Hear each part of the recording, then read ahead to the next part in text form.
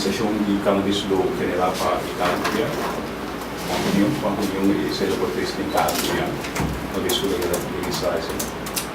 No momento não aqui está difícil para nós dar cálculo exato para sobre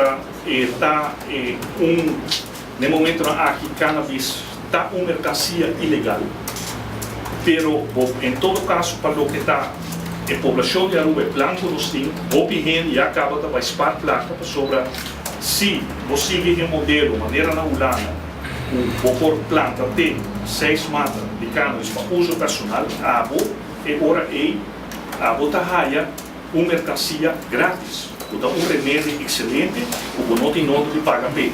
A nós papiano que dá tax, o que está para produzir para meter na industrial. Então, não vai pagar belasting de budget. E se nós simplesmente tomamos conta país maneira, uma cidade maneira Amsterdã, vai generar 4.000 milhões de euros na entrada para o governo de Aruba. Então, se Aruba está virando New Amsterdam, aqui na Caribe, é promete lugar para legalizar cannabis no Caribe. E com o nosso clima que nós temos, que o turista não tem nada para Amsterdã também aqui, já botou uma ideia de que ramo nós está papiando para o que está a entrada para o país. Você dá para Luna ou para ano? Para ano. Então, a parte de Amsterdã para sair de lá. Você tem ideia quanto a pomba na sanitação vai para Tour gente que está visitando São Nicolás, ayer eu estava na São Nicolás a prove, e agora vou conversar com a pessoa em Nana da Visa, a cidade está morto.